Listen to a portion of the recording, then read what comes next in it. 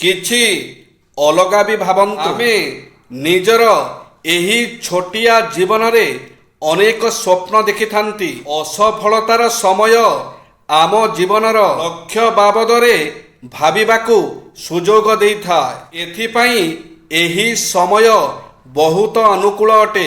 ଏହି ସମୟରେ କିଛି ନୂଆ କୌଶଳର ପ୍ରଶିକ୍ଷଣ ନେବା ସହ ତାହାକୁ ନିଜ କାର୍ଯ୍ୟରେ ପ୍ରୟୋଗ କରାଯାଇପାରିବ। ଏପରି ପ୍ରୟାସ ନା କେବଳ ନକାରାତ୍ମକତାକୁ କମ କରିଥାଏ, ବରଂ କିଛି ନୂଆ କରିବାର ଅନୁଭବ ଉକ୍ତ ସମୟର ପୀଡ଼ା ପାଇଁ ମଲମ ପରି କାମ କରେ ଏବଂ ମନ ଓ ମସ୍ତିଷ୍କକୁ ଏକ ନୂଆ ରୋମାଞ୍ଚରେ ଭରି ଦେଇଥାଏ। ପରୀକ୍ଷା ତ ସାମାନ୍ୟ ପଢ଼ିବା ପିଲା ବି ପାସ୍ କରିଯାଏ, କିନ୍ତୁ ସର୍ବଶ୍ରେଷ୍ଠ ସେ ହୁଏ ଯାହାର ପାଠ୍ୟକ୍ରମର ସବୁ ପାଠକୁ ଜାଣିବା ଓ ଶିଖିବାର ପ୍ରବଳ ଇଚ୍ଛା ଥାଏ। ନିଜ ଶିଖିବାର କ୍ଷମତାକୁ ଆହୁରି ବିସ୍ତାର କରିବାକୁ ପଡ଼ିବ। ଯଦି ଆପଣ ପ୍ରତିଯୋଗିତାମୂଳକ ପରୀକ୍ଷାରେ ସଫଳତା ଅର୍ଜନ କରିବାକୁ ଚାହୁଁଛନ୍ତି, ଆଜିର ପ୍ରତିଯୋଗିତାମୂଳକ ପରିବେଶରେ କେବଳ ଶିଖିବାର ଇଚ୍ଛା ହିଁ ଆପଣଙ୍କୁ ସବୁଠୁ ଆଗରେ ଠିଆ କରିପାରେ। ନୂଆ କରି ଶିଖିବାର ପ୍ରବୃତ୍ତି ହିଁ ଆଜି ମାନବ ସମାଜକୁ ଏତେ ଆଗକୁ ଆଣିଛି। ଯଦି ଏହି ଜିଜ୍ଞାସା ନଥାନ୍ତା, ସମାଜ କ'ଣ ଏପରି ଉନ୍ନତି କରିପାରିଥାନ୍ତା? ଜୀବନରେ ଉପଲବ୍ଧ ସମସ୍ତ ସୁବିଧା ହାସଲ ହୋଇପାରିଛି କେବଳ ମାନବର ଶିଖିବାର ତୀବ୍ର ଇଚ୍ଛାର ପରିଣାମ ସ୍ୱରୂପ। ଯଦି ଆଗକୁ ବଢ଼ିବା ଓ ସଫଳ ହେବାର ଅଛି, ତେବେ ନିରନ୍ତର ଶିଖିବାର ଇଚ୍ଛାକୁ ଆପଣାଇବାକୁ ପଡ଼ିବ।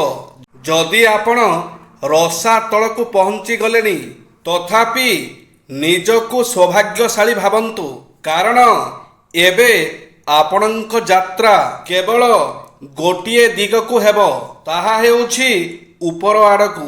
ସ୍ୱାମୀ ବିବେକାନନ୍ଦଙ୍କର ଏହି ଉକ୍ତିରେ ଅସାଧାରଣ ସତ୍ୟତା ଅଛି। ଏହି ଉକ୍ତି ଅସଫଳତା ପାଇଥିବା ବ୍ୟକ୍ତିର ଇଚ୍ଛା ଶକ୍ତିକୁ ଜାଗ୍ରତ କରିଥାଏ।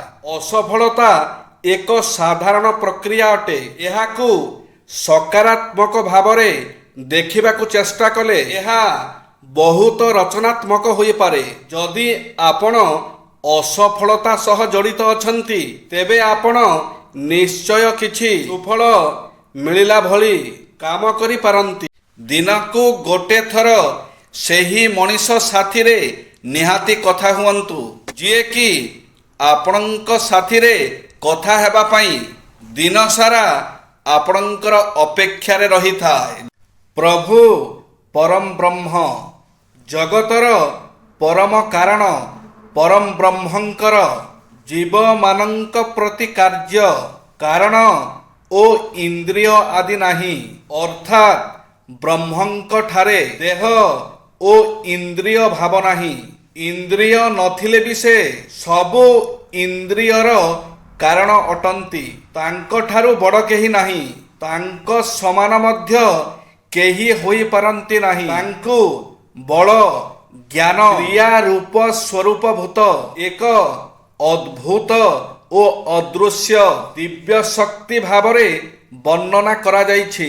ତାଙ୍କର ଅଚିନ୍ତ୍ୟ ଶକ୍ତିରୁ ଏହି ପ୍ରପଞ୍ଚ ରୂପ ସଂସାର ସୃଷ୍ଟି ହୋଇ ନିରନ୍ତର ତାଙ୍କରି ନିର୍ଦ୍ଦେଶରେ ଘୁରୁଛି। ସେ ଏହି ସଂସାର ରୂପ ବୃକ୍ଷ ଆକୃତି ଓ କାଳର ଅତୀତ। ଯେଉଁ ପ୍ରକାରେ ଟସର ଲାର୍ଭା ନିଜେ ନିଜ ଉପରେ ଏକ ରେଶମୀ ଅଠା ସୃଷ୍ଟି କରି ସେଥିରେ ଆତ୍ମଗୋପନ କରିଥାଏ, ଯେଉଁଭଳି ବୁଢ଼ିଆଣୀ ନିଜ ଭିତରୁ ଅଠା କାଢ଼ି ଜାଲ ସୃଷ୍ଟି କରି ତହିଁରେ ଲୁଚି ରହିଥାଏ, ସେହିପରି ପରମ ବ୍ରହ୍ମ ନିଜର ସ୍ୱରୂପଭୂତ ମୁଖ୍ୟ ଓ ଦିବ୍ୟ ଅଚିନ୍ତନୀୟ ଶକ୍ତି ଦ୍ୱାରା ସ୍ୱଭାବତଃ ନିଜକୁ ଆଚ୍ଛାଦିତ କରିଦେଇଥାନ୍ତି।